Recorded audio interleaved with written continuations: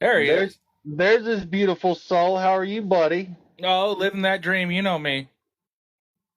I know you. Hold on, I gotta fix Stacy's moderator status because she's usually a mod over on the other platform. Oh, fair enough. Oh, Austin Foreman coming in with the cheapo gifts. Oh, Mister. Oh, Mister, now cheating Just on me. kidding. Oh, your side piece. Yeah, my Uh huh. side piece. I'm just Your kidding, side piece. Austin. I love you, buddy. Austin over there now. I see. I already responded to him trying to take my Pookie Bear. That's my Pookie Bear. I've I've known Quinn longer than you. Quinn, Oh, Austin, I I was got just joking, buddy. You don't have to gift me. huge love though. I mean, look if Absolutely. he's All going love up in here. if he's going EMT in charge. What's happening, my guy? if he was going to down steal you, he might as well pay for you too. I ain't cheap. Freaking Austin freaking Foreman. Who Austin is this fucking guy? Foreman. Full on pecker nut. That's who he is. Killing me, Smalls. Hey, what's three words you would use to describe yourself, Quinn? 3 words that I would use to describe myself: Yes, sir. entrepreneur, asshole, and funny. Listen, I've known you for years. I'm going to disagree with the second one. I mean, you like to portray an asshole, but that's a lie. We all know it. We all know it. Oh, Austin, stop sending me gifts, sir. You're killing me, bro. I love you. But I mean, yeah, I guess that's my character. Is I'm an a-hole. I'm actually a very sweet, kind, loving person. You are. And I always try and help where I can. But you know, the online persona, that's the a-hole part. If I mean, I agree with that. You got the persona of it, just your personality in real life and your real life being, you're not. You're Thank just you. not. Now, who is your biggest influence to get into where you are now? So, I mean, I got to give a shout out to my brother Leroy. He was the one who kind of introduced me to this app. And my very first video that went like somewhat viral, I guess, was because of him. And so I kind of I credit my presence here to my brother. Now the Nice. funny skit stuff, the funny stories, that's all me. EMT. All right. So then, what was your first viral video? So my very first actual viral video, I would say, was when my Karen ass neighbor poisoned my dog with the bleach dog treats. You know, if we're sticking in the lines of what is viral, which is 1 million views within 24 hours, that would have been my very first viral video. But I started out where me and my brother Leroy, we were doing sign language to a song, and that was what really kickstarted me. What year did that happen with the Karen? The Karen was 3 years ago now, so that would have been 2021. Now, is that what started the GFK? That absolutely. No, all credit goes to my Karen ass neighbor for the whole GFK, because I mean, I said it once and people were all about it. For sure. And everybody that doesn't know, he owns the Get Fucked Karen brand. If you go and you can go right now to my profile, just click up there, hit the link, and it's going to pop up with his merch. You have my merch store in your link? Oh, I've had it there for like a year and a half, bro. It's been there for like a year and a half. Yeah. I was like, I don't have nothing to put here, so we're going to put it there, you know? Fuck yeah. You're still not getting a percentage, bitch. No. I mean, we'll talk that negotiation. What made you get on TikTok? What actually brung you to TikTok? It was my brother Leroy, if he's still in here. Yeah, he brought me to TikTok. He texted me one day and he's like, "Hey, have you heard of this app called Musical.ly?" And I'm like, "No, what the fuck is that?" And he was just like, "Oh, it's where people like lip sync and, you know, they do fun stuff, and that's, you know, fun." And for all of you guys who don't know, Musical.ly was TikTok. TikTok was Musical.ly. That's where it all started. But then my very first video got banned, which was funny. Shit. Yeah, it was like that mirror effect, and I was without a shirt, Oh, and it looked like, a female was spreading their legs, and then I oh, popped my head out and like, "Mama," and then I sank back in, and that one oh, was my that's very hilarious. first. My very first video was taken down. Oh, that is freaking hilarious right there. So what would you have to say, like, out of your craziest Karen experiences, what's your top three? I mean, I would say all three would be handed to my Karen ass neighbor. EMT, my guy. Let's Um, go. she absolutely. I mean, that dipping the dog treats in the bleach, that was absolutely crazy. And then trying to sue me, and then making best friends with her husband, her former husband now. But yeah, No crap. So how does your family feel about your social media presence? I mean, it all started kind of. Everybody was on the back burner about it. They're just like, oh, I don't know about all that. Like that's not a real career. That's not a real job.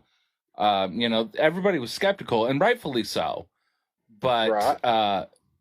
after I showed them that it was a very feasible job and that I make decent money doing it, and I don't have to be punching a clock to somebody else's business. They really started supporting me and gave me Emily, thank you. Started giving me all that support, and it's absolutely incredible. So what's the best and worst part of social media personally for you?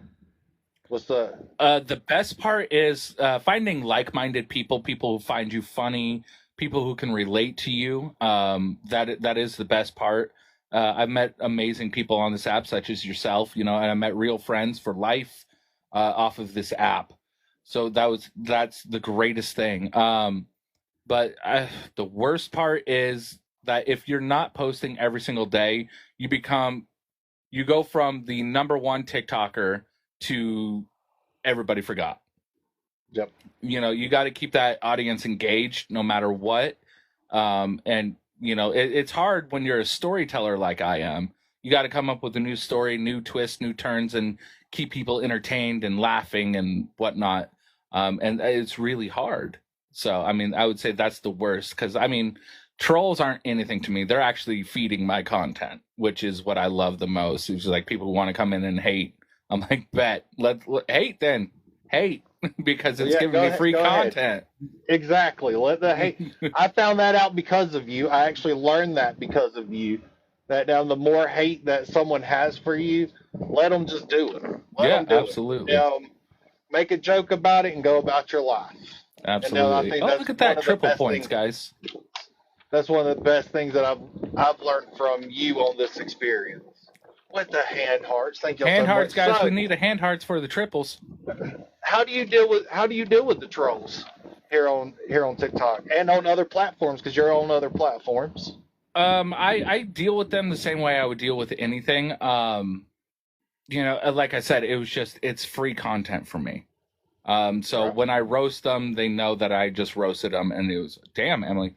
And it's fun for me, honestly, because they think they're getting to me. They're gonna insult me. They're gonna hurt me. It's like, not quite. You're feeding me, is what you're doing. So this is going to be a little more personal. What was the Mhm. Quinn like in high school? Oh, the Quinn like in high school. I was that kid who was, a single parent income. So I was more shy, more reserved. I was the disabled kid. Everybody loved picking on me. It was actually torture in high school. And then one day I kind of just stood up for myself, and that's when the real Quinn began. Nice.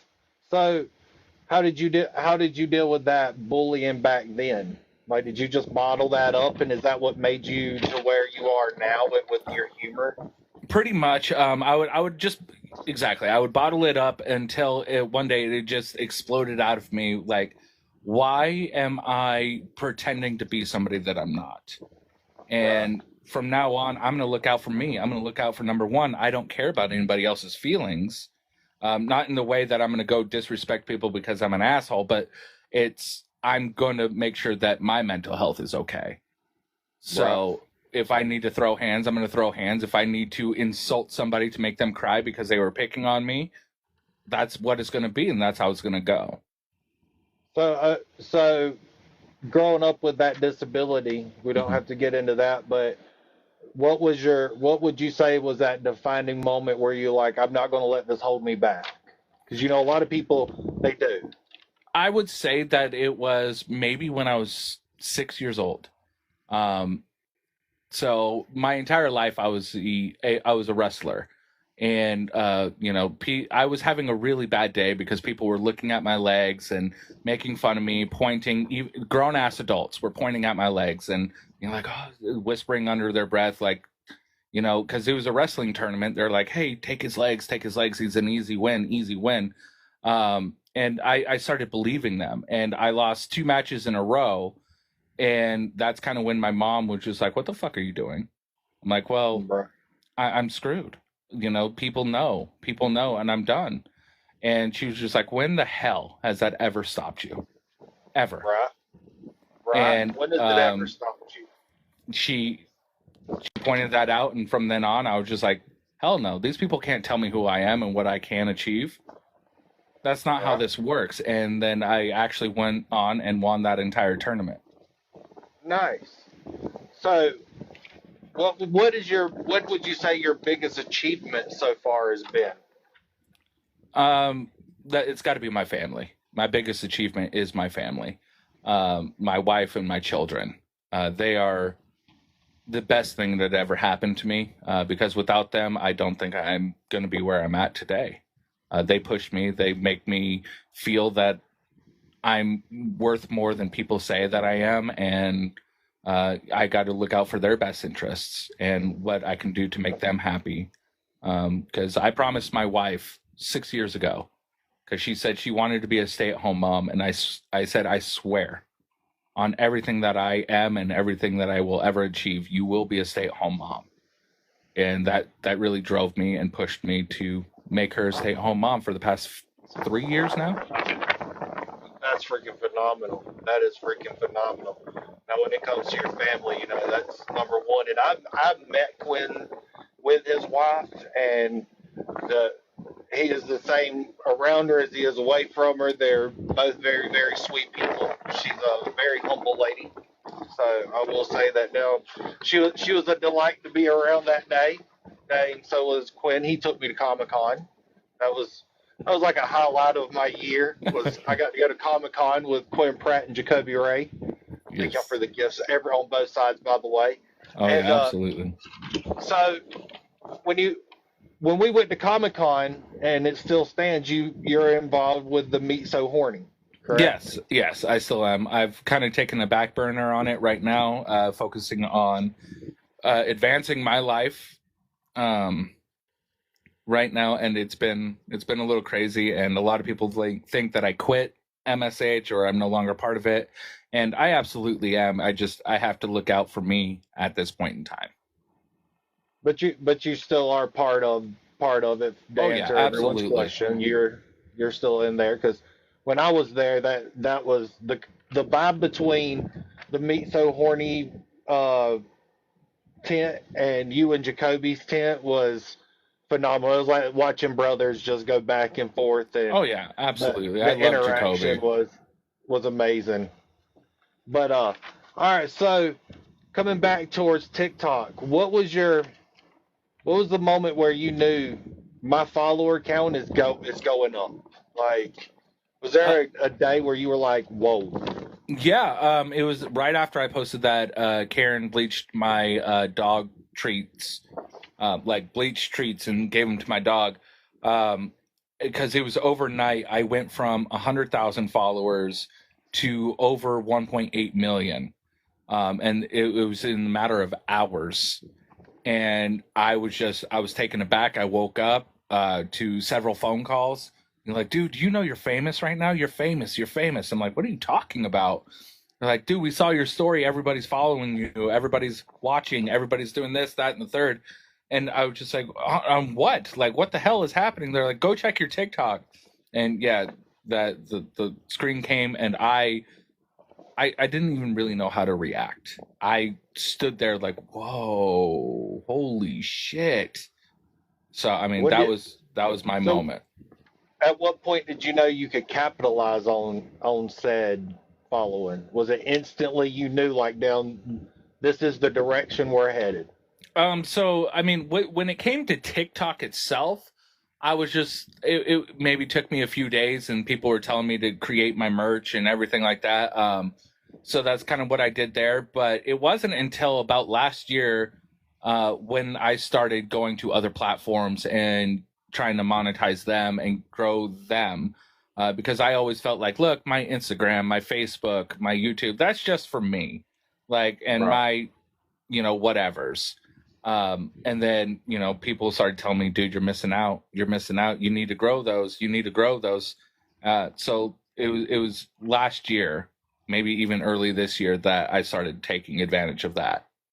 I even mentioned it to you at Comic Con. Yep. I was like, bro, that little play button app, you need to be pushing over there because Yep. just your personality and the way that you can, tell a story and go about life, and it's phenomenal. Especially, see, I got to see him where he was in his environment and thriving in it, and someone come up not knowing who he was, and instead of Quinn being like, "You don't know me," he was like, "Yeah, give me your phone," and he took their pictures, and I mean, the dude was like trying to be a photographer with it. I'm gonna Yeah. call him out on that. He was trying to be a photographer with it. He did great though.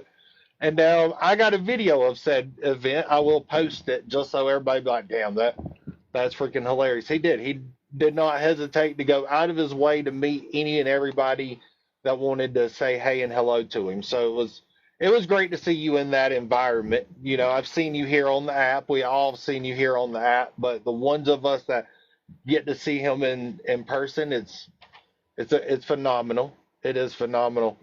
All right, here's I got a question for you though. If you found out you had 24 hours to live, what would you spend them doing?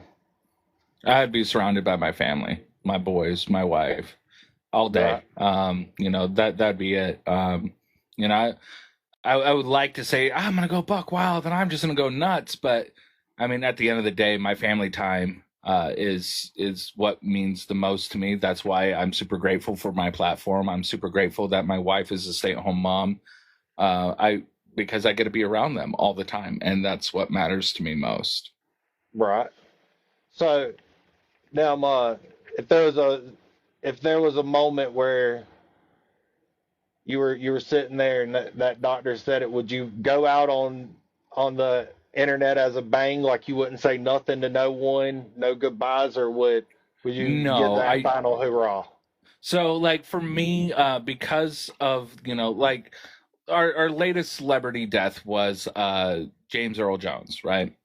I Right. didn't make a video about it. I didn't make a talking point about it. And it's because I truly believe that the media has been so involved in that kind of a personal sector where it's like, can you leave the families alone for a few days? Let them Right. mourn, let them Yeah. grieve.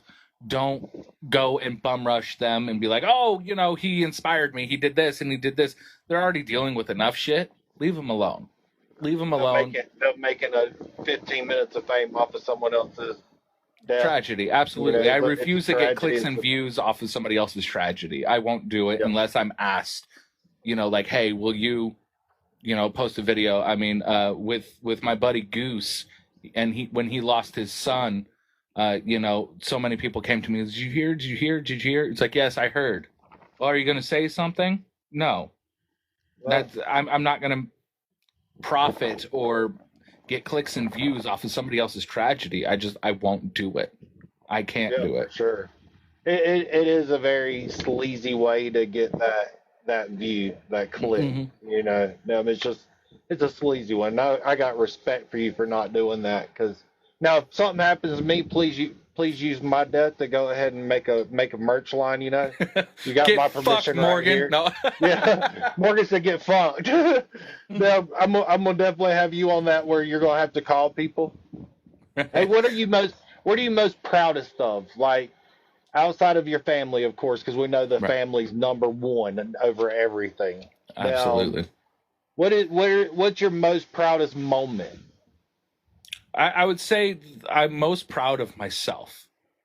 Because I did this. I didn't get endorsements. I didn't pay anybody. I didn't do any of that. I was being the authentic me and not apologizing for it. So I'm most proud of myself, outside of my family, of course. But like, I'm most proud of myself, Right. um, because it just, if I wasn't the authentic me, if I wasn't the real me, I wouldn't be where I'm at. Period. Yeah. That Um, makes sense.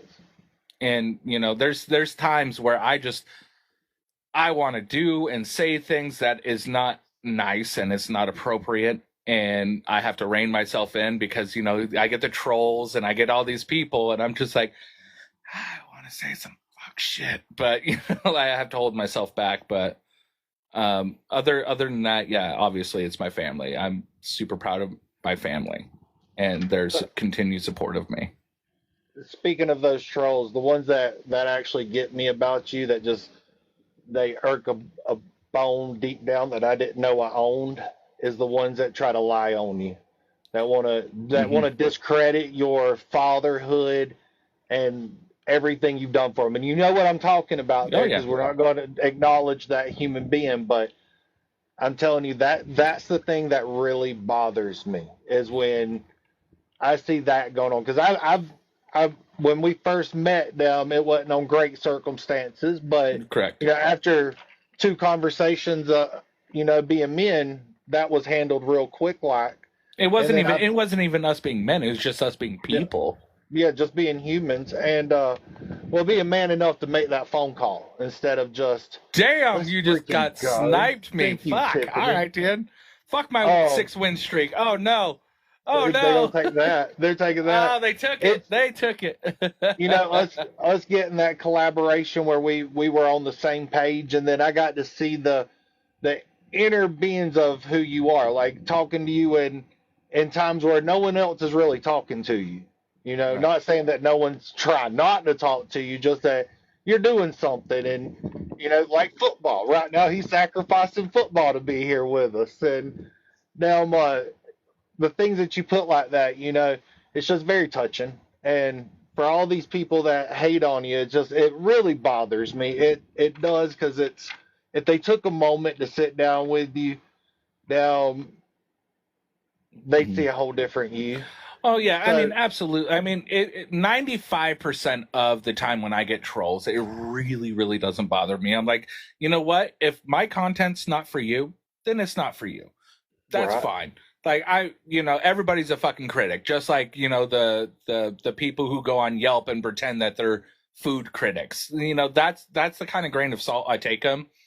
But it's when the absolutely. truly heinous shit that is said, that's where I take issue. That same. So You know, what? and that's just how people are, because they're jealous of what you have. They can't handle the fact that he's a storyteller. All he does is tell stories. Well, yeah, dude, the motherfucker who invented the sponge. I could have invented that. That's genius, and it's so simple. Right. Fuck that guy. You know. Yeah, I mean, you're not wrong. You're not wrong. What advice would you give the youth about dealing with a Karen in the wild? Because Youth you know how wise, wild it's getting out here. And I mean that, when I say youth, I mean that 18 and below. 18 and Because that below. Honestly, I know, because I've actually had a few people come and talk to me about this before, saying that my influence could cause somebody to get hurt, a child to get hurt. And I made a video about this where I just said, look, if you're trying to be like Alex, you're not. right. Don't do that. Alex is a And whole nother breed. that's the reason I bring this up, because I wasn't going to mention Alex, but he is part of this. Yeah. Um, Not all kids can deal with a Karen the way that Alex can and will. Right. So at that point, for those around his age bracket that's looking up to him as if they can do this too, but they can't, how would you tell them to deal with it when they realize they can't? Honest to God, always film. You always film. Defend yourself. Always film. Make sure that you're safe. Make sure that you're protected. And if if you are creative enough to, kind of piss them off, great. But also remember that people are crazy. There are some people Right. who are crazy who will have no problem taking the child's life. Then This is that's a a fact scary that I part. have to tell my son every single day. It's like, dude, it's funny that you're so savage and you're hilarious and I love it. But, when you need to mouth off like that, make sure I'm always around because I will defend you no matter what. I will always be there. Absolutely. Daddy loves his 2A. He Right. loves his Second Amendment, and I'm always there for Yep. you. Oh, Um, absolutely. so, I mean, other than school, obviously, when he roasts teachers or his counselors or whatever, like I mean, they ain't got that. But he. I mean, so a lot of people think that Alex is just this badass kid, like this kid who just has no respect and everything like that. The kid is one of the kindest people I've ever met in my life.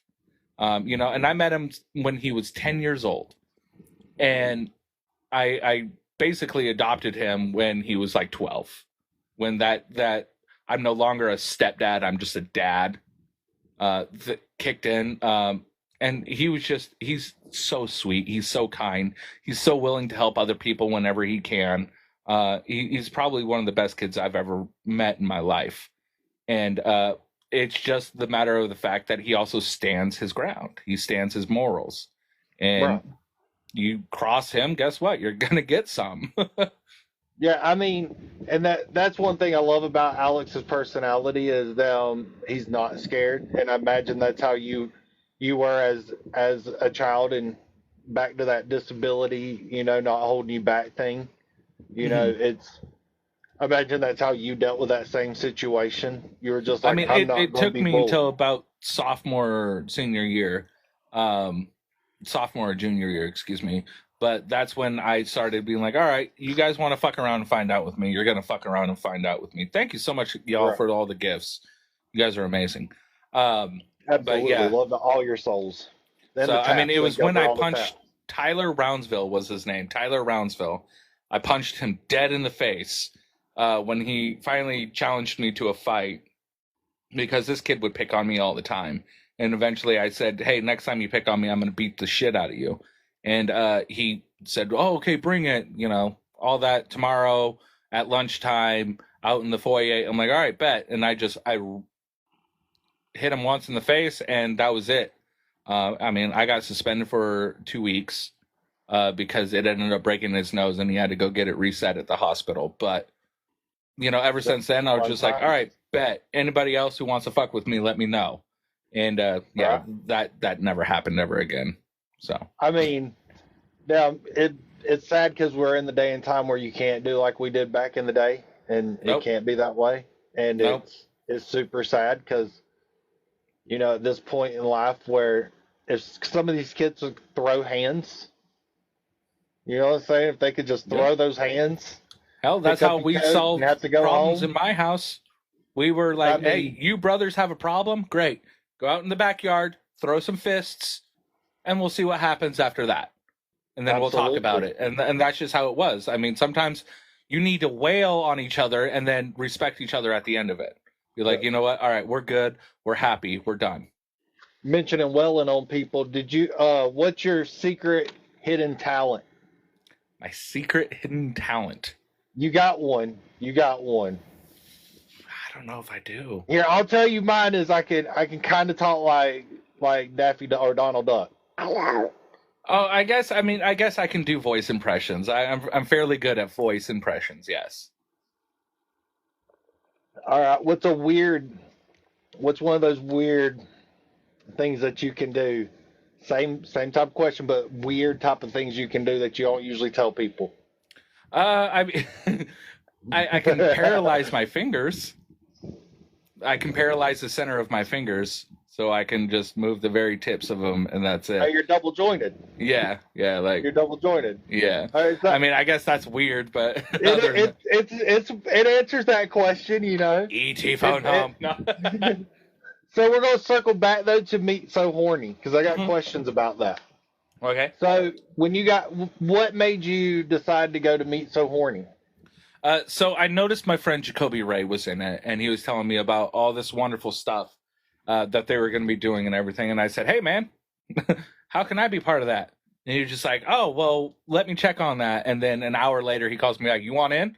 I'm like, yeah, I want in. And the story was written after that. That's introduced it. Yep. So what got you into going to Comic-Con? So the Comic-Con thing was from a former personnel of Meet So Horny. He was on the board. He was doing Comic-Cons and all that. And then he kind of fucked that away. But he kind of got us all into that. And then after that, I mean, it was just I found out that a lot of the staff there, a lot of the volunteers there, they wanted me there. They've been talking about me going there. And so that's kind of where it took off. All right, so you're doing all the social media, because at this point you've spread all out. You've hit all platforms, and it's freaking great seeing you all across the place, because it's like you don't just recycle content. Right. And that's like a huge thing. Is not actually give me 2 seconds here, boss. Yeah. Welcome in, everybody. Thank y'all for coming. We're just hanging out with Quinn Pratt, asking some questions. We were supposed to do this on another app, but there was technical difficulties, so we came over here to hang out with y'all. Everybody on his side, greatly appreciate y'all coming in. If there's a question that y'all really want to be asked, go ahead and ask it over here, and if I can get to it, I'll ask him for you.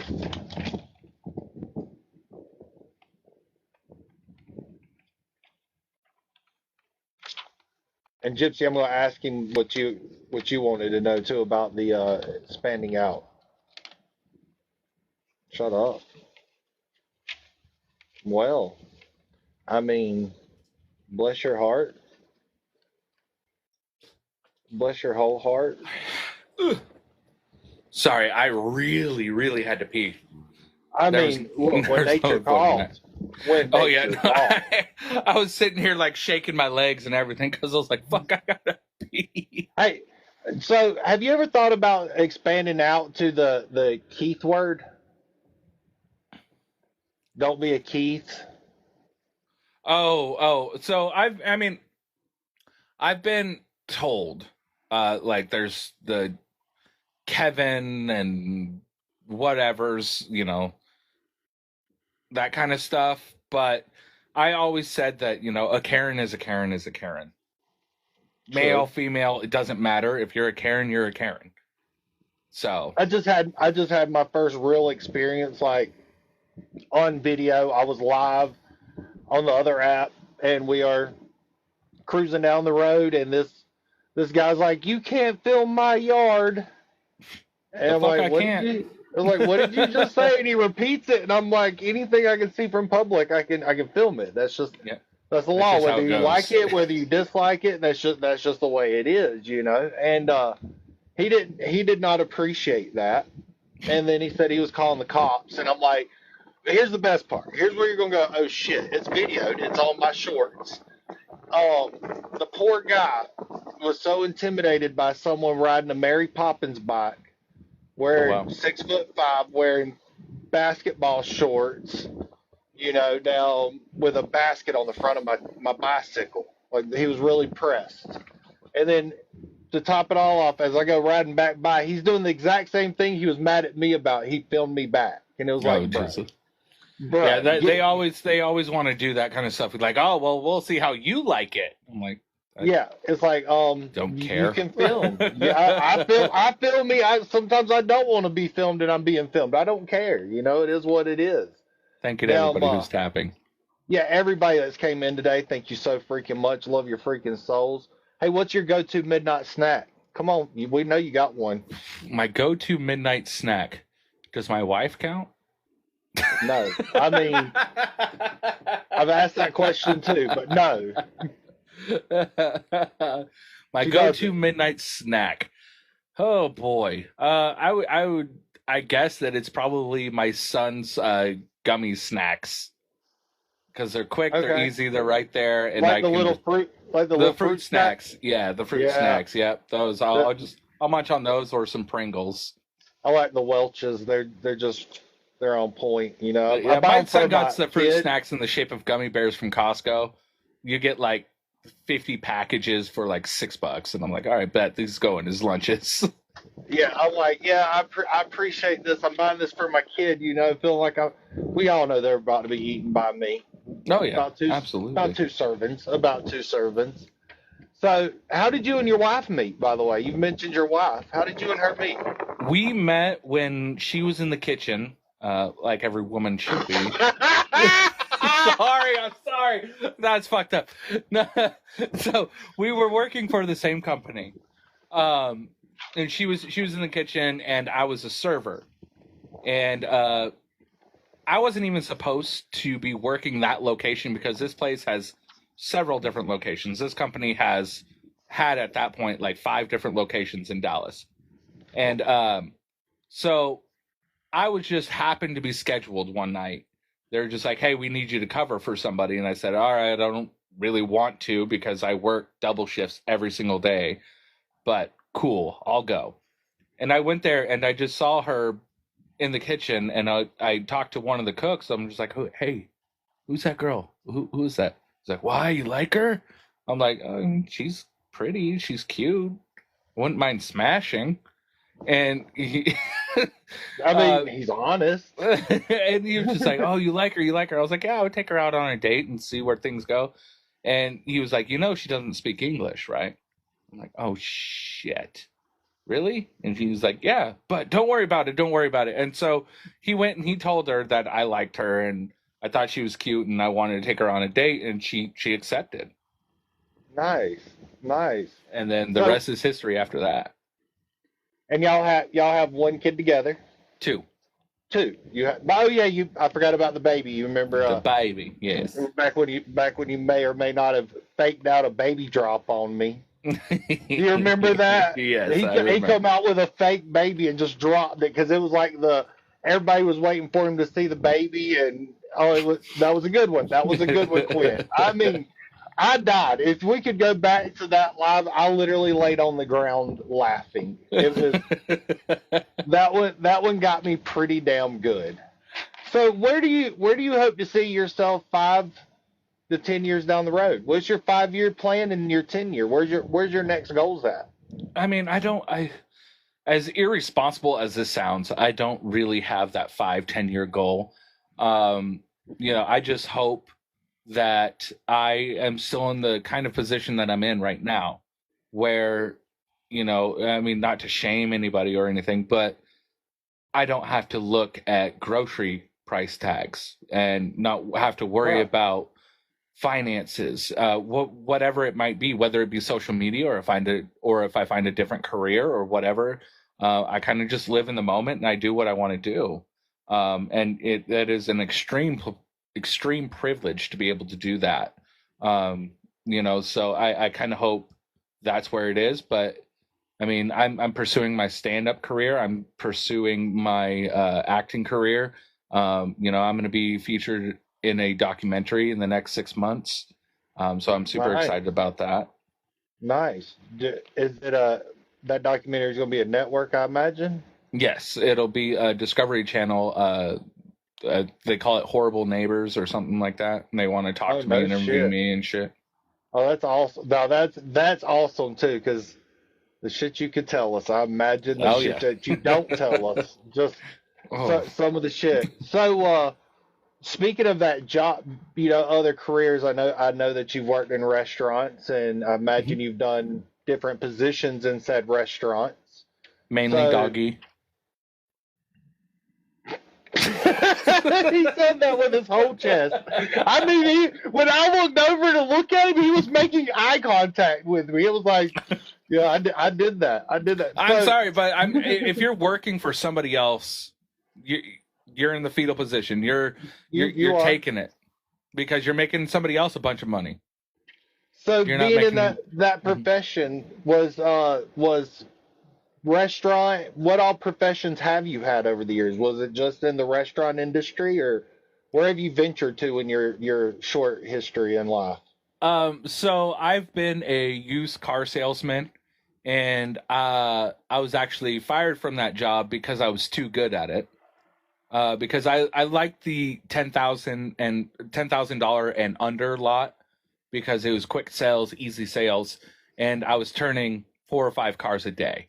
Is that one And of those like I'm such a good bullshitter I could sell that car to anyone? absolutely. I, Um, guess what? I did the same thing. I did the same thing in my early 20s. I worked at a dealership, a used car dealership, so I get yeah, it. It yeah, worked and great. there unfortunately for me there was a specific employee crowd that felt that they deserved that over me because of the color of my skin. They believed that those clients were theirs and should only remain theirs. Now, Um, so, when you got involved with the car industry, what was the shadiest thing that you've seen in the car industry? I mean, for me, honestly, I would always come home feeling dirty because I knew I was putting families in cars that they couldn't afford that were going to get repossessed Right. fairly shortly, and we were just going to go buy back at auction and do the same exact thing to another family. Yep. So that's kind of like the shadiest thing I could ever say that I've ever done was doing something like that. Because I'm selling this person a $9,000 car and they want to lease it or make payments or whatever, and I'm just like, I know you ain't got the finances for that. You're Yeah. getting by, and you're hoping that you can find another $400-$500 a month, and I know you're not So, going to be able to, and I'm going to take possession of this car in less than a yep. year. Those hurt. The two that I can remember that like the worst things that I've seen was we put double-sided tape on some fog lights and shoved them Oh in the yeah. bumper Oh yeah. and sent it out the door. And then we put some, and I say we because I worked at the establishment. I actually did not do it, but it was at the establishment. Them, they put some transmission fluid in the oil to make the ring seal where it wouldn't smoke going down the road. Yep. Like just random thing. But I watched the people come in, and it was like a 70 to 80 year old man that bought one and a 70 to 80 year old woman that bought the other, and I was just like, oh, that hurts. That hurts. So Yeah. that was probably the worst thing. What has been your favorite job? Like out of everything you've ever done, other than TikTok, we got to take away Other the than social TikTok. media. Like when you were on that daily grind, when you couldn't put up with that boss man at any more cost, and you said, f this job, you knew you could get something else. What was that something else? It was when I was the head chef at the W in Dallas, in downtown Dallas. I led my whole team. I was the captain of the entire ship. Um, and it was absolutely phenomenal there. Absolutely Nice, phenomenal. I loved being the chef there. nice. Yeah, dang. I've always wondered, because you're a jack of all trades to a sort. You've Yeah. dabbled in a lot of things over the years, and I've always wondered what was your favorite position outside of this. I Me, it mean, was don't get me wrong. I rock loved being a masonry. server and meeting new people every single day. That Right. was absolutely amazing. Having a chance to use my humor and make people smile and laugh and all that. So that was also really good. That's a very close second. Nice.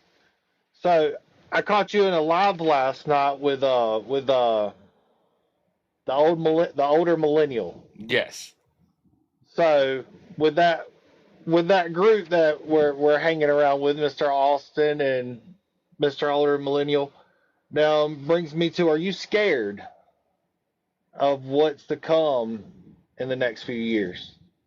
Being a father. Being a father, so I mean, I have my preference on who I want in the White House, but at the end of the day, my responsibilities are mine, and I do Right. not want to see this country fail, no matter what, no matter who's in that White House. Whether it's the person I want or it's not. I hope they do a good job, Right. either For which sure. way. That's my main concern, and making sure my kids are set up and my kids are safe. That's priority. That's Okay, this person sucks, but are my kids happy? Are my kids well taken care of? Are my kids' future going to be all right? And if the answer to those questions are yes, then cool. Whoever's in the White House doesn't matter to me. Thank you. So when you look at the next 3 years, do you see still being on this platform here, If it or survives it, yeah. so that's your, like, you're still going to be here now? Are you focusing on one of the others more than any of the others? Does that make No, sense? no. I mean, so for me, when I see people saying, "Hey, I'm transferring to the Red Play Button app," or Bookface or whatever, because TikTok is doing this and TikTok's doing that, I Right, they're all full of shit. They're all right. full of shit. It's the same exact video. They're gonna shoot the same exact video and they're gonna post it everywhere. So when they talk out their ass like that, being like, "Oh, I'm not gonna post on here," shut up. You'll be back in 3 or 4 days or a week. You're gonna be here because whether TikTok pays you $1 or $10,000, posting is posting, and when it's the same Money's money. exact video, who Mhm. cares? All For it sure. takes is that extra 3 clicks. Like, fuck off. For sure. I completely agree. Dang. I spend more time over on the play button one, Hmm. but I'm chasing a goal over there. Right. So you know how that goes, where you're like, okay, I want to hit this goal, because we do daily lives over there, and I've done daily lives for like a little over a month at this point over on that one. And Right. so for me, it's like I didn't step away. I just took a step back and put more focus over here, because same as you, I don't like recycling the content. It's just one of those, like, I don't want the same exact video, because it doesn't look good for me. I like them. Most of the people follow me. I'm not as big as you though, so a lot of people that follow me, it's like, okay, y'all see the same video 3 times. I don't expect you to like it 3 times. But Right. I mean, for me, I mean, I don't mind people posting the same video on all platforms, because you might run into more people, like other fans, who haven't seen that video, who don't have TikTok or didn't see it on TikTok. I don't have a problem with that. It's the people who are just dogging one app or the other. It's just like, for me, it's like, dude, you're posting the same shit. so have you ever Like thought about writing a book? writing a book. Have you Uh, ever thought about it? I've thought about it a couple of times. You know, I have short stories out there already. But as a full on book, like an autobiography or whatever, you know, my life can be entertaining, but 600-page entertaining, I don't know. So if you were to write a book, just what would be one of the titles that you would think of, like, come off hand with, like, because you're witty. We Oh, know get this. fucked, Karen, all day, all You day. so I your would first just straightforward get fucked, Karen is that title. That I mean, easy money. easy. I mean, okay, I figured, but you got to ask that question. You never know. He might have put it as, like, the story behind the Pratt, or No. but That it's got to be that get fucked, Karen, because that's an attention grabber right there. I've literally right. bought in a game called Karen. Don't be a So I Karen. know the answer to this question, but I know a lot of people don't know the answer to this question. Who came up with the "Get Fuck Karen" symbol, the decal? Who came up with that? Me, absolutely me. What was the scenario you were in when you came up with it? Wasn't it you and your brother? It was me and my brother Zach. Yeah. He was telling me, because I decided to make merch, and I said I need to come up with a merch idea, something that is not crazy, something that people won't mind wearing out in public, because not a lot of people want to wear the word fuck across their shirt. Right. So I was just like, I got to figure out something. And then I was driving home one day, and I saw one of those decals that said "fuck it," but it was a little dude humping the word "it." I'm like, Yeah. that's it right there. That's That's the the solution to my problem right there. And oh shit, okay then, fuck. Oh, let's go. Thank you so Uh, much. Let's um, freaking go. so yeah, I told him to put it together, and he designed it, and he put it as a vector file. He got me all set up. He got me going with Shopify and everything like that. So it was great. So you started out on Shopify. Yep. So who do you use for your merch now? I mean, the web portal is still Shopify, yeah. but the people who actually make the merch is Wicked Stickers. They Wicked Stickers. Oh God, they're so amazing. So they do everything for me. When we talk merch, mm-hmm. I've seen you push merch on lives. I've seen you do torture challenges on live over merch. So when you look at your merch, would you put more time into pushing merch as a bigger creator, talking to like creators that asking for creators that's coming up? Mm-hmm. Would you focus more on trying to push that merch or push double the content? Always or would you content. Just stay on a steady schedule of the content? Always content. Make sure that you're relevant. Make sure you are somebody that people want to buy merch from. I've seen a lot of creators pushing this secondhand, rehashed shit, and they're making a living off of it. Because, like, don't be a rooster and then there's a lollipop, that kind of stuff. That has been around for decades. Yep. But there are creators who monetize that, and they're just like, okay, now I'm going to sell that, and they make an astounding living off of it because of their content. So always push your content first. Make sure people know who you are first before you start pushing merch. Yep. So what made you decide to start doing the lives? Because you do a lot of lives, and I'd say you spend more time on content than you do on lives for sure. Like, right. I see more of your content than I do lives, and I'm the complete opposite over on the Play Button app, where I do more lives than I do content per se. Mm-hmm. So what got you into doing the lives? So, I mean, it was by sheer happenstance. I was going live every now and again, just to make sure I connect with my fans and let them know how much I appreciate them and how much I love them, and thank them for everything that they've done to change my life. And one day somebody suggested, I couldn't even tell you the person, but they suggested that I eat something crazy on live. I do something gross, or I do something crazy or weird. And I said, well, I'm going to have to get paid for that, son. Like, ugh. Like, and then I asked you that same question, if you remember. I was like, do you want to do a battle where the challenge is that you're like, I got to get paid, son? Yeah, absolutely. I got to get mine. And so when I did my first challenge, it was something silly, like the world's most sour powder. And I said, hey, we get to 100,000 in gift points, I'll do the world's most sour powder. And we hit that goal in 3 minutes. So wow. I decided to push it. And I was just like, what else can we do? And then that's when the one chip challenge was introduced, and then the world's largest spicy gummy bear, then shaving off my eyebrows, waxing my eyebrows, shaving off all the hair on my head, all of that. That's where it all kind of just took off for me. And I'm like, holy shit. So what started me going live was you. Mm. You started me going live when you told me to meet that night on live, and we were going to chat.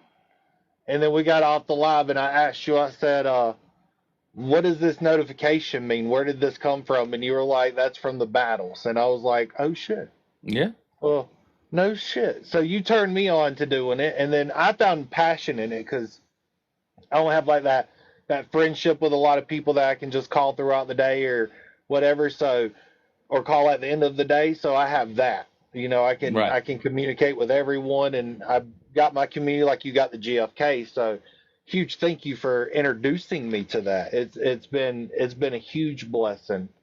When you started your merch, back when you started your merch, have you always been with the same people that's making your merch now?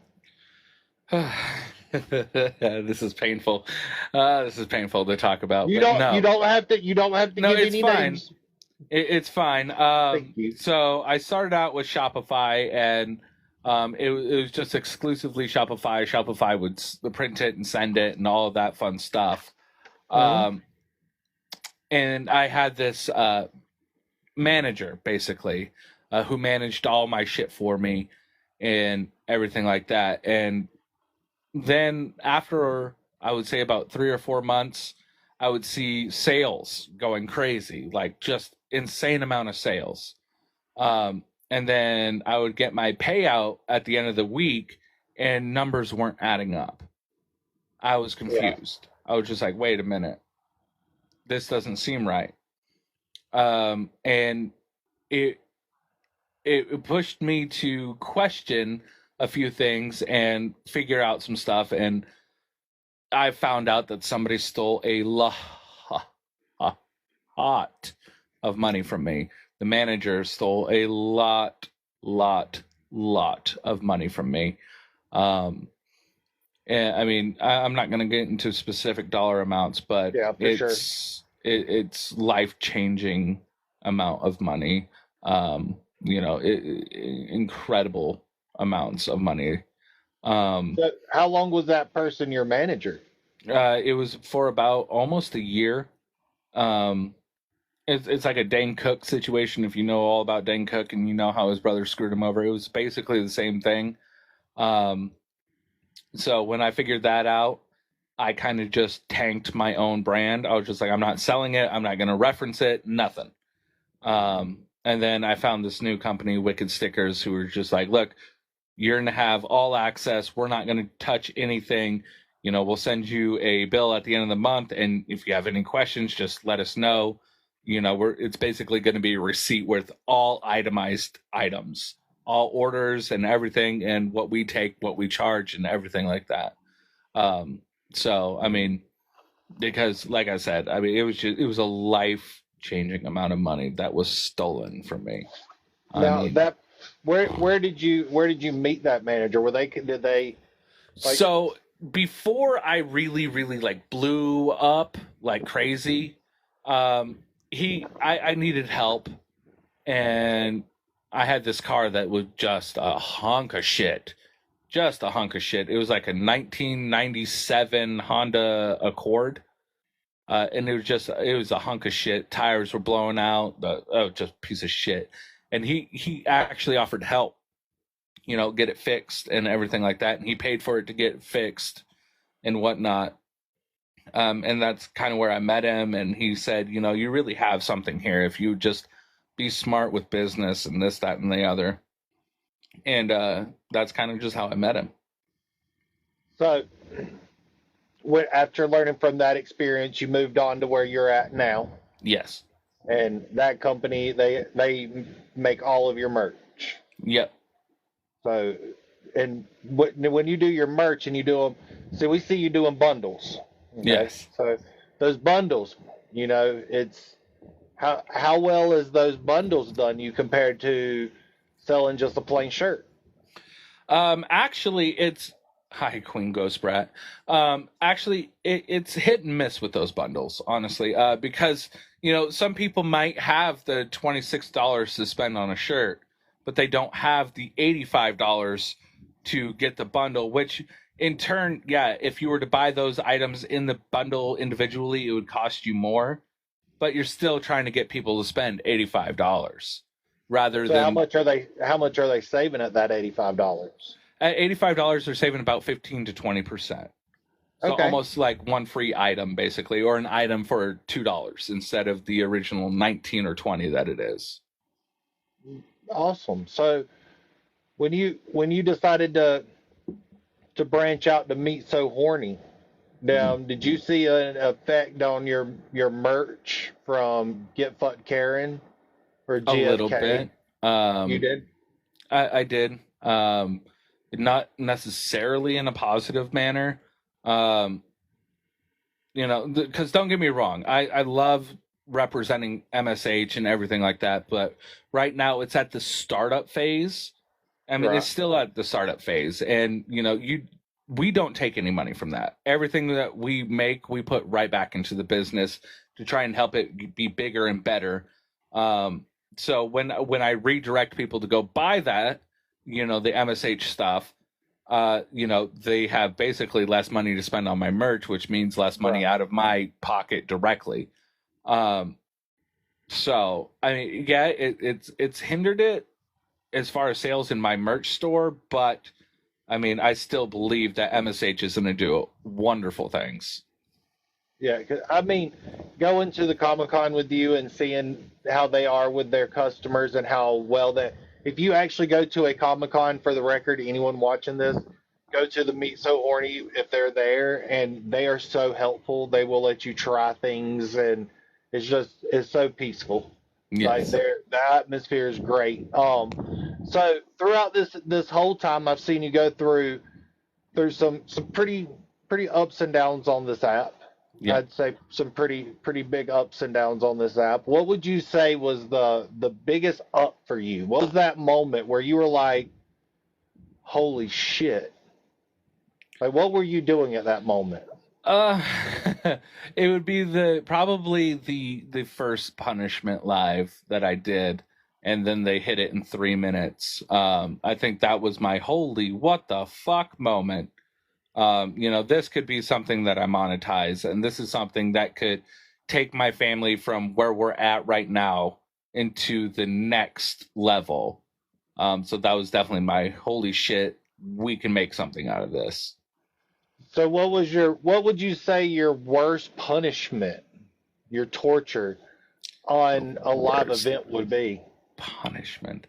I gotta say, because in the moment it doesn't.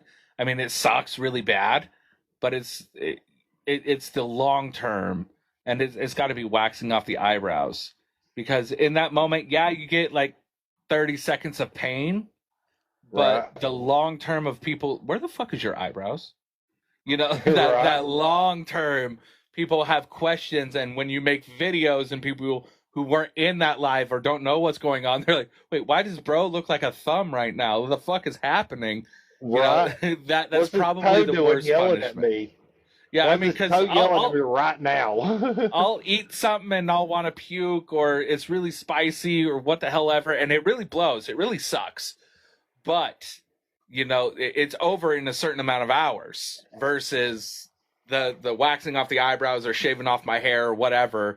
Those are the long term ones that are just like, yeah, I got to live with this for a while. My eyebrows have still not fully grown back, and it's been 2 weeks. See, that's And the greatest thing is that they're still not completely back, so it's like a reference. Yep. We both are usually big bearded men, and Yep. we're both Yeah, and rocking no beards. absolutely. I mean, like when I thought for a fact when I said, "Hey, I'm going to take off all my facial hair, my eyebrows, my beard, my hair, and then I'm going to go change my driver's license photo to me looking like no hair." I thought I was screwed. Once they hit 2 Oh, million in gift points, I was like, I'm cooked. I'm done. There's no way they're going to let me get away with this. And as it turns out, I barely made it, and I didn't have to do it, because that would have been a long, long, long term punishment, because those are 5 years for that driver's license. so what? What's the hottest thing? Because you led me to the question of the hottest thing. You put me on this one time, and well, 2 times. We done some hotness because of Quinn Pratt, and both times sucked. And I'll tell you my worst experience. What is your worst experience with the hot challenge?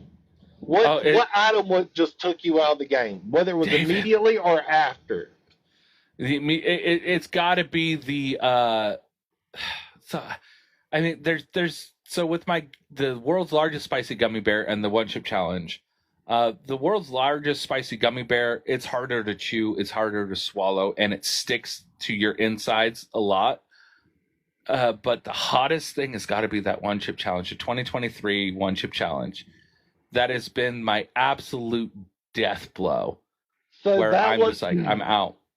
so that one's my kryptonite for the sole purpose of it's a large item Hmm. that tastes bad. It tastes like Yep. cardboard. It tastes like cardboard. Oh, it's worse than cardboard. And, It is like somebody farted on a piece of cardboard and you ate it right up. It is horrid. Because of you, I had to do that, and I'll never do that again. But for me, it was that damn little gummy bear. That little. Oh, the nitro. The nitro is. That was a killer again, too. Quinn. Thank you that again, one's a killer Quinn. And too. it was the killer after the fact. It like the one chip was like instantly like this sucks, and the next 30 minutes to an hour sucks. But the gummy was okay. 30 minutes later, I feel like my insides want to be outside.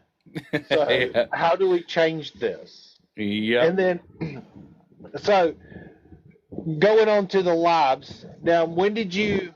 And I know I got you been battling. Appreciate that. But when did you transfer from doing battles to strictly either promoting other charities, like that beautiful shirt you got on right there? I love that one. What made you go like switch?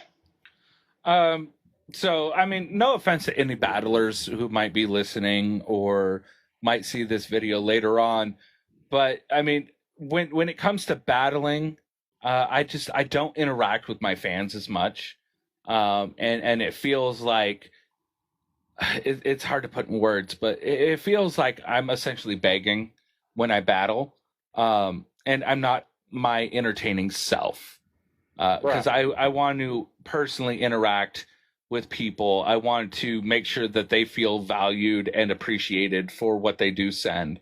And with battling, it's like, well, we got to beat him, guys. Well, people don't got to send you shit. Right. Period. For sure. And there's these people who are just like, oh, we're all a team. And again, this is not all battlers. But when you put that team dynamic into there, it's like, are you guys a team, or are you saying that they're a team for your own gain?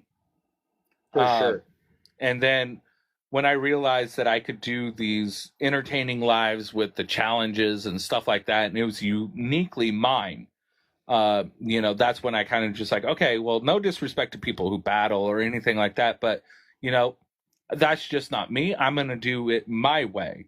And it's actually a lot more rewarding for me personally and emotionally, where, people understand that, I'm there to have fun with them and be entertaining for them, rather than be like, okay, next round, hope to God this happens again. But, again, it's no disrespect towards the battlers. I mean, if you found your hustle and you found your grind, good for you.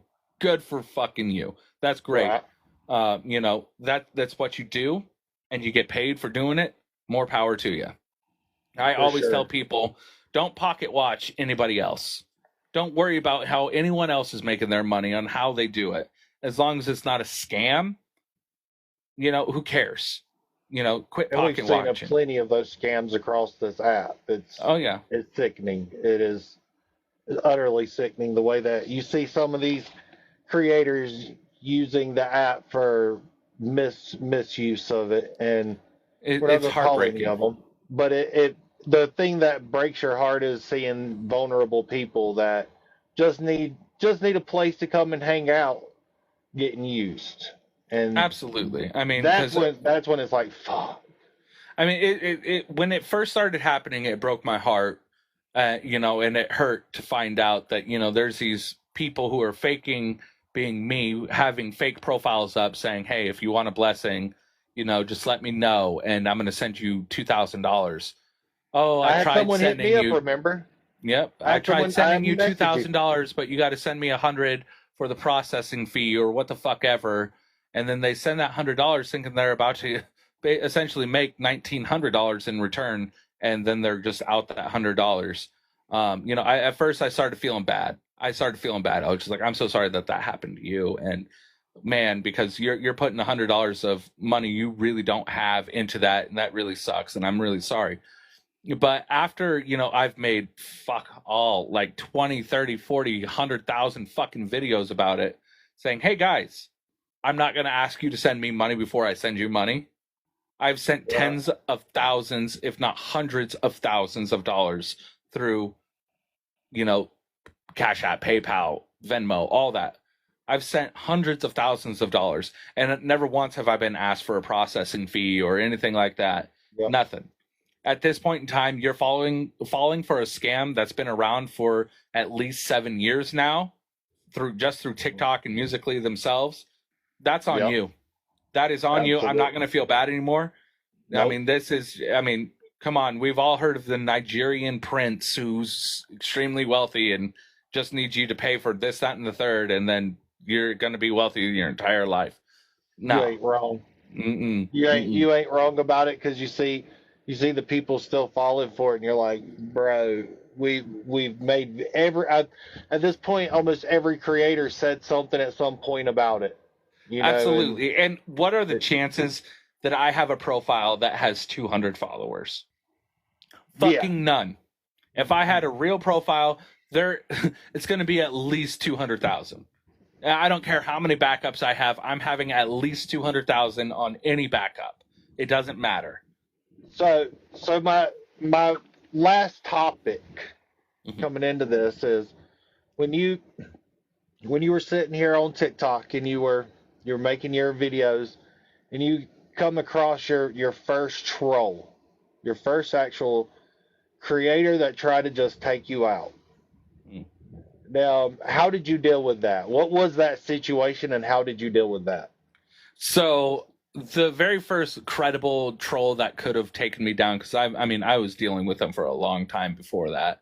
I mean, people were saying, "You suck, you not funny," blah blah blah blah. Like, I already knew what that was. Like, fuck them. But the first troll that I was actually scared of, I mean, to this day I couldn't even tell you his name, but he was a half-shaven head dude with long hair. Like, he was a weird-looking motherfucker. And he had no, what? It was Big Bro Bear. That's what his name was. And he hated straight people. Like, if you were straight, you were the scum of the earth to him. It's like Bradley Paul or Paul, I don't know, something like that. And he messaged me, and he was just like, I'm going to release all your shit, everything about you, your criminal history, your life, your address, your this, your that. And I was actually scared for a minute. I was just like, oh my God, this is going to torpedo me. This could put my life in danger. This could put my kids' lives in danger. I was scared. And I was scared for a day, right? I was like, I'm screwed. This is it. And then I remembered, I was just like, wait a minute. This motherfucker is putting my life, my kids' lives, and my wife's life in danger. Fuck this dude. So I went and I trolled every single video that he had. Not every single one, but, just a shitload of his videos that he had. And I made sure that I insulted him to the point where he actually started crying. And he said, was he a larger creator than you? He was. At that point in time, he had 1.2 million followers, and I had 800 and some odd thousand or something like that. So that was on your initial come up. Yeah, that was while I was climbing, and I was just like, all right, bet. And so I just started hounding him until he started crying. And he made a video of him crying, saying he can't believe somebody would be so hateful and mean and disrespectful, blah, blah, blah. And then when I dropped the bomb that he wasn't who he was pretending to be, and I showed proof of it through other creators and stuff like that, videos of other creators calling him out, his account got banned permanently. So I got to ask, it's during this last little bit here, but I got to ask the question about you had a ordeal with Jolly years ago, about 2 years ago. Mm-hmm. Jolly Good Ginger. Right. Now, in light of certain circumstances, where's your stance on all that? You probably made a video, but I probably definitely missed it because I haven't been here. I haven't been here, but I gotta ask. I just have to ask this question. What is your stance now? Because I'll tell you after you tell me that. I'm gonna tell you what my feeling was back then. Okay, so back then, I respected Jolly Good Ginger. I really didn't care about his politics. I didn't really care about, who he was going to vote for any election or anything. I was just like, whatever. I mean, he's a guy spilling tea, getting into drama. Like, hello, welcome to TikTok. I felt he was bullying you, though. I felt like he kind of bullied you in that initial. At first, I mean, a lot of people thought that. They're just like, oh, he's bullying him into an apology video for, this particular creator that Quinn called out. Yeah. And, and I was just like, not necessarily, no. Not for me, because, he made valid points, and I understood the points. Whether they were 100% factual or correct points, I'm still remiss about that, but...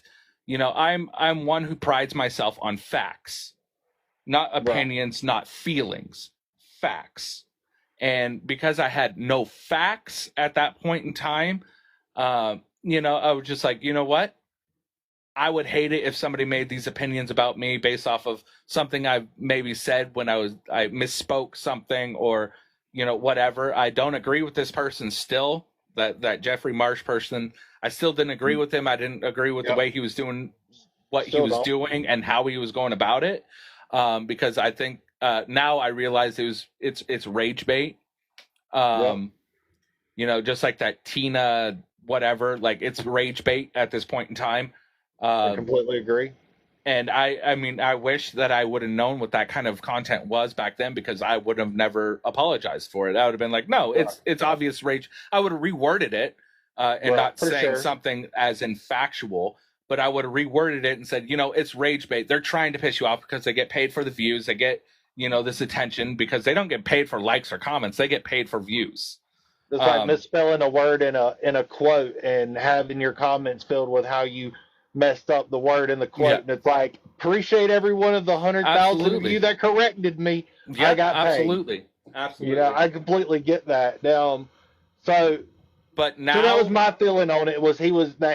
He had kind of bullied you. It was the way that looking at it from the whole situation being as your friend. And I didn't know Jolly Good Ginger, but I also didn't like Jolly Good Ginger, and I've stood on that for like 3 years. I just never really liked him. There's a few videos that he's put out, and I'm like, bro, this ain't it. Like when he would share videos of women hitting their men because their feelings got hurt. And I'm like, no, this ain't it. Assault is assault is assault. Because if the situation was flipped and it was a man who was hitting his woman because his feelings was hurt, y'all would be saying something completely different. Y'all wouldn't be fucking laughing. Being like, she deserved it. No. Absolutely not. So, I mean, we were friends to the point where, like, I respected his content, he respected mine, and that was that. Like we were drama talk. That's what it was. It was drama talk to his side and my side. We respected that, and all that. But obviously, as of late, Jolly Good Ginger has fell off the fucking wagon. That whole speech that if you vote for Donald Trump, then you are a disgrace to the uniform that you served. If you're a military, I was just like, I don't know who the fuck you think you are saying something like that when these people are fighting and dying for this right to choose who they personally feel should be president of the United States. Right. But all that drama that ensued after that, I'm just, fuck me, dude. It's all unnecessary. People pulling DD-214s, people just harping on this, and is he a combat vet, is he not? I mean, dude, okay, that's going way too far. Like, you don't need to do all of that. Like, now you're just attacking a fellow vet, and to me that's childish. Like, let it go. He said what he said, and whether you all want to accept his apology or not, that's on you, because again, I'm not a veteran, so that's not my apology to accept. Not a veteran. But based off of Jolly Good Ginger's apology, I do not believe it was sincere because of one key word, but. That word, but. That's where it ended for me. Because he replied to Austin Foreman, and he was just like, I do need to take accountability for this, and we shouldn't be just like talking bad about veterans and everything. I've always stood on that, blah, blah, blah. First and foremost, that's not the first time he's disparaged a veteran. or veterans in general. It's not the first time. And secondly, when he was like, but where's the accountability for what Donald Trump said? Motherfucker, you said but. That's game over, in my opinion. You can't say the word but and then still make that your apology. That's not how an apology works at all. I teach my 7-year-old that. Well, I'm sorry, but no buts. No buts. You're sorry. That's it. Game over. Because as soon as you incorporate that word but, you're not apologizing because you're sincere about your apology. You're trying to get your ass out of the fire. Yep, you're trying to take it off and put it somewhere else. So I've been non-political my whole life, and recently, you know, I'm friends with Quinn every direction, so I see everything that goes out there, and I see that you've stepped a little toe or two into the political pool, and it brings, you know, light, because I got friends that's on each side, and that's the best part about not being political. And I know you're the same way. It doesn't matter. Just don't harp about it, you know, that type of shit. Damn, don't push it on me. Kind of like religion. Don't push it on me, and I won't push mine on you type shit. Yep, absolutely. But how much negative and positive feedback have you got from the political end of it? Oh my goodness. Yep. No, I mean, I've been getting that you're a racist because I'm not voting for a person of color who happens to be a woman. You're a womanizer. You know, this, that, and the third. And these people don't know who I am or know where I come from. You know, I grew up in the hood where I was the only white boy around. Besides my brothers, like, we were the only white people in that fucking ghetto in those projects. And I still loved and respected a lot of my neighbors. You know, my family paints with all the colors of the wind, as I say. You know, I married a Latina straight from Mexico. My mom married an African-American man straight from Nigeria. You know, my brother married an Indian woman straight from India. And my 2 youngest siblings, they are Native American. I'm like, dude, we got fucking rainbow, check and fucking check. And I love every single one of them dearly. And they're like, oh, now you're tokenizing. Well, how the fuck else am I supposed to show or prove that I'm not racist? You know, because all I can say is I don't hate based off of race. I don't care about your race. Your race means nothing to me. It's who you are as an individual. And that same sentiment goes for, you know, who you prefer to take to bed that night, or who you're in love with, or anything like that. She, her, him, his, zays, their, zers, fucking what the fuck evers. I don't care. So when you stepped into the politics, when you stepped in that, when you put your toe in there, did you expect to make the splash that you made? I didn't. Honest to God, I didn't. Because people don't come and watch my videos for politics. They watch my videos to laugh. So I thought maybe if I can make people laugh and kind of get into politics, maybe that'll be a little something, something. But right after that debate, and, you know, I picked on both candidates. You know, I made fun of them both. I was like, okay, cool. You know, that'll maybe go off for 10,000 views. And then when it took off, you know, I will say that there's one side who is just like, I think you're wrong. I don't think you know what you're talking about. And then that was it. And then there was another side who decided to attack and let call people me know names. you're not originally from Texas. You're not from the southern hemisphere of the world. Nope. Because they like to think that because you're from Texas. I was raised in Washington State. I was born in Colorado, lived there for the first 9 years of my life. But I always say I was raised in Washington State, a very, very liberal state with fucking hippies, goddamn hippies. I mean, look. That's my final destination is like the Oregon, not Portland, but the Oregon-ish Washington region, more of the eastern side of it.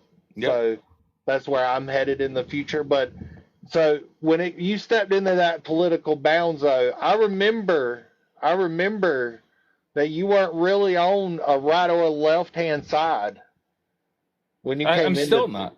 when you came into this. You're not diehard this and you're not diehard that. You're just here for the facts. Yeah, I vote based off of policies and whatever I believe is right. And I have opinions that go right and I have opinions that go left. I mean, it is what it is for me. And I look at it in the overall spectrum of who do I believe is more trustworthy? Who do I believe will do a better job? And as of right now, I can say with confidence that it's Donald Trump. And Okay. I don't think this is the best that Republicans can do for their candidacy. I think they could have gotten somebody better. But as of right now, Kamala doesn't know what the fuck she's doing. She has no idea on how to run a country. And the fact that she was basically shooed in without the votes or consideration of the Democratic Party is beyond me. And people are just okay with it. I mean, 2016, when she was running against Donald Trump, she was one of the very first people out of the race because nobody liked her. And now, all of a sudden, she's the best fit. Get fucking real. So correct me if I'm wrong, though. You have a shirt that says "fuck them both." Yeah, I have I have a shirt too that hats. says "fuck them both." I have a Yep. shirt here that says "fuck them both" 2024. You have Fuck 'em that both. shirt, correct? Yep, that's Like in my link so tree. Yeah. you're coming from that perspective of it at the same time, where it's I'm disappointed in America. I'm disappointed that these are our two candidates. I am disappointed. So when you stepped your foot into the political realm of social media, whether it was this platform or one of the others, now which one did you get more, hate or love? Like which one did you see more of? I definitely got more love than hate. For every two people who love me, there's a person that hates me, and I'll take those. I'll take those odds every single time, no matter what. Because people, they don't hate you; they hate what you're achieving. So I mean that's the biggest differential. Like people are like, oh, they're hating on me. They're hating on me. No, they hate what you are achieving because it's unachievable to them, and they get mad and they get jealous and they want it for themselves and they can't accomplish it and they don't know how to act appropriately, so they decide to lash out. Right. See, I'm as me. I don't when I see the political stuff, I steer away from it. But you being a really good friend of mine, I tend to see what's going on with my friend. Oh yeah, no, And and trust me, this is the first time. This week has been the first time I've ever done anything political. And then again, because I don't want to segregate my fans. I don't want them to be fighting amongst each other. I hate that. I think that's a very bad idea. And I posted a few videos, and guess what? Those were bad ideas. But I was just being silly. I was just being stupid. All of that. But I don't want my fans to fight against themselves because I want to reach the masses. I don't want to reach one side or the other. I want to reach everyone. That's the only true way to grow. So you're one of those people that whether you're same with me, whether you're voting right or you're voting left, we can still love each other. Yep, We don't have to have that division between us just because you're voting this way and I'm voting that way. Where a lot of these people and a lot of creators on this app, they bring that division, and it's I understand it and I get where they're coming from, and I appreciate them because I don't participate in that. Right. Some is like a Candace Owens situation now, but seeing you step into it makes it where I actually see it now. Yeah, I mean, and for me, I shouldn't have stepped into it. I did. I had my own opinions, and I just grabbed my phone and I did, and I shouldn't have, because I mean the last couple of days I've been posting more Alex stories and more Karen videos and more funny stuff, and the comments that I've been receiving is, thank God you went back to comedy. Thank God you started posting funny stuff again that we all can engage with. When I got that comment today, I was just like, okay, this is what I need to do. I need to bring laughter into this world, not division. I mean, I've pretty much sworn off politics and all of that. I'm just like, you know what? It's who I vote for is my personal shit, and I don't need to, broadcast that everywhere and make people try and believe me on what I'm saying when it comes to politics. Because you're never going to change somebody's mind when it comes to politics, and so you're wasting your breath. For sure. Yeah. So this is going up on YouTube. I'll talk to you later. I'll have it edited. But I want you to be able to plug the merch outlet or merch link, and I'm going to put it in the description also. Mm-hmm. So if you could plug all that for me. All right. So it's going to be getfkaren.com or childrenofautism.com. Go get your merch, or you can find it in my bio. And where does the Children of Autism charity go to? So the Children of Autism is not a charity. It is my merch store. Okay. It is what I bring home in finances, but a certain percentage of the profits go towards a day of autism, which is going to be my charity, where I live, I'm going to be putting on a huge thing where it's going to have bouncy houses and food trucks and other stuff for people with autism to come and have a very safe place to hang out and not be judged by others. Because you do a whole lot of charity that no one knows about. I mean, I don't brag about it because it's not charity at that point. But you do, and it's a beautiful thing, and I don't think people outside of your inner circle know how much you do for not only communities but families, individuals, and they see the backpack drive and they think that's like what the only thing you do, when we all know that there's so much more that you and your family put out there. And that's why I wanted to make sure the merch got plugged, because I know that there's something behind the autism that needed to be put out there, because it's you've got such a beautiful soul, you and your wife. Meeting both of y'all and knowing where your souls are, I knew that there's always something behind Quinn Pratt. Don't ever look at him for what you see on the videos. The videos is a Quinn Pratt that is there to make you laugh, to essentially like just make your day go a little bit better. The Quinn Pratt that you don't see is the one that stresses about everything and everyone, but keeps a big old smile on his face and might message you at 2:00 in the morning talking about, hey, if I bought a stuffed lion, what do you think the value of this stuffed lion is? And you're looking at your phone, you're like, oh shit, it's a stuffed lion with Quinn Pratt. It's a stuffed lion. I like that lion. We got into a whole conversation about stuffed lions, like the value of them with papers, without papers. Like, people don't know how just like good of a friend you are. They just see you as the face value of the GFK, where you're trying to better your family. What they don't see that picture. They see the fuck Karen, and I'm pretty big, and Quinn's a big guy, by the way. If y'all think that Quinn's not a big guy, I'm 6'5". I met Quinn. I was utterly shocked when I got a hug from him, and I felt like the little brother again, and then find out he was younger than me. So I mean, they don't see that though. A lot of people don't see that, and unless they come to Comic-Con, they don't see your interaction with your fans, like the way that you participate. And you give them your undivided attention, whether they're spending money at your booth or whether they just want to, hey, how are you? And their eyes are huge like that, and you meet their energy. You and Jacoby Ray both. Jacoby Ray was an awesome one to watch. The two of you, I mean, because I always tell my fans, like, when they're super excited to meet me, and I tell them all, I'm just as excited to meet you, because I can't believe this is my life, where you are geeking out and fangirling about meeting me. I'm fangirling about you fangirling. He's not lying.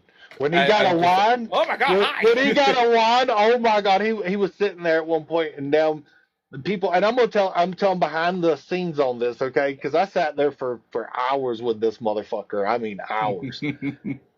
Damn, there was nobody there for a little bit, and he was like, damn, I want to walk around, but I don't want to miss a fan. And I was like, I get that, I get that. And I was looking around, and I was like, shit, I don't want to miss a moment with Quinn, so I'm just gonna sit right here too. Like hell yeah, we ain't gotta see this shit. And no one was coming for a minute, but then there was 3 or 4 that backed up, 5 or 6, and I mean pure excitement from you, dude. I mean it was like watching a child walk into a candy store because he was just excited to see y'all. And some of these people, there's one of the ladies, I got it on video, where she says, I can't afford to buy your merch, and you said, but you can take a picture with me. And he grabbed her phone and just boop. And I was like, look at him go. Like he was just so thrilled that she was so thrilled to be there. Yeah, And that was absolutely. real humbling because Quinn's got a lot of followers. It's how many do you got now? 4 million here? 4.1 million on this app. 4.1? Now, is that counting your backup? No, that's this profile. That's one right this here. profile, 4.1, and then you got another 900,000 on the other. Mm-hmm. And then where are you at on the other social medias? So Facebook, they kind of put me in jail, so I'm stuck at 167,000, and then YouTube, I haven't taken super serious, so I'm only at like 30,000 over there. Now, when you start taking off over on YouTube and you start doing your lives over there, and I want to come in there at the very beginning of one of your punishments because I know it's going to happen over there. Oh yeah, absolutely. I know it's going to happen, and I want to be there to watch it first-handed, where I can laugh and enjoy it for face value. Yeah. Because your value is amazing. Thank you to you. Thank you to your people for coming and hanging out with us. And Yeah. this will be uploaded for anybody else with a couple of little extra segments cut out. Give me and 2 there. seconds. Somebody just commented, y'all are just making this guy extremely rich. Okay, so I'm not extremely rich. Okay, I'm not.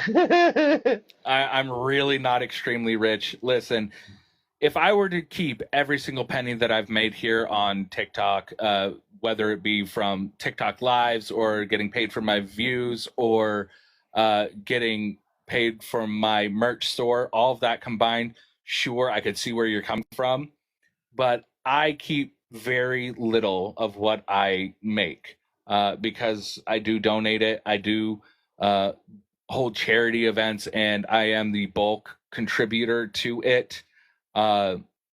Because I grew up in that household where we needed to eat ramen noodles for dinner because that's all we had. With no extra seasonings, no chicken, no extra pieces of beef or anything no, it was straight up ramen noodles. So when I run into people like that and I know that they could use the help, that's where I go. And that's how I spend majority of my money. A lot of people think it's a bad thing, not looking out for my own future, not looking out for this, that, and the third. There will always be money to be made. Always. But to that person though, they don't know that some of us, like myself, in my darkest of days, I've had Florida trucker man who's a great friend of mine that he's here right now. He came and helped me, and then I had Quinn just randomly message me and say, "Hey, I know that the holidays are coming up, and I see what you're dealing with right now, and I want to bless you." I'm not going to tell you how much he blessed us with. That's out of respect, but I'm going to tell you now, Quinn, I didn't ask Quinn for a fucking thing. Quinn came to me and said, I want to bless you. And he said, if this guy comes through, I'm going to bless you. That guy didn't come through, but Quinn knew what I was dealing with, and Quinn came through.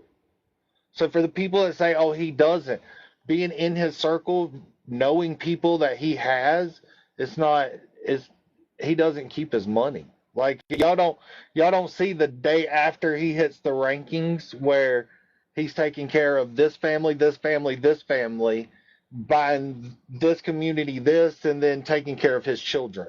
Y'all don't see that though. It's one of those. It's a sad thing because I see the good that Quinn does for the world, and then I watch how much hate he gets for the world. And that's why I wanted to do this interview. I wanted to bring the human being that Quinn is back into the equation. People forget, and they see Quinn from here up. They see him from here up. They don't see that he's overcome a lot from here down. They don't see his struggles from here down. And I'm not talking about the crotch area, you fucking trolls. I'm talking about his disability in life that he doesn't. The motherfucker will outwalk your ass. You want to go to Comic Con with him? Damn, you better be ready to walk. Oh yeah. When he's on a mission to go see Lou Ferrando, now you better be ready to go see Lou Ferrando. He's getting there. I mean, he overcomes so much, and he doesn't harp on it. He's not one of those over here saying, I'm disabled, I'm handicapped, give me. He's out here trying to make y'all smile at the same time keeping his family's head afloat, where he doesn't have to rely on a government that he doesn't trust. Because if he if he gets disability, that's going to regulate so much that he can't do in life, and it's going to hurt so many families, communities, and everything else. So for the money he does bring in, god dang right, you better go and enjoy it. You better go enjoy it. See, he promotes things like these, bro. Y'all don't know about these things. I mean, I'm not bullshitting you. I've seen it. I've been here with you, and I greatly appreciate everything you do for the communities. Myself, coming from, I didn't like Quinn at the beginning. Me and Quinn had a very, very, very distasteful start to our relationship. Yeah. And we came together. We chatted. I found out who Quinn really was. What's and up, then Kurt? Quinn took the moment to bring me to meet him. Like, he was like, hey, I'm in your state. I'm not far from you. Come here and hang out with me. And instead of me having to be a typical fan, he gave me a badge. I got to sit right there in between him and Jacoby Ray. Do you know how cool it was to sit between Jacoby Ray and Quinn Pratt and them talking and enjoy? Like, Jacoby Ray watched some of my videos and shit. Like, it was cool. And it was seeing the other side of you that no one sees. And I just wanted to bless the world with knowing who Quinn Pratt was, you know? Oh, yeah, Quinn absolutely. I mean, like I said, every single year I donate about $100,000 a year, period. And that's just what I record on my taxes. That doesn't include, the families that need help with rent or who need help just getting by for the next couple of months. And, and again, I don't post that kind of stuff as videos on my TikTok and everything because I'm not looking for a pat on the back. I'm not looking for you're a good person.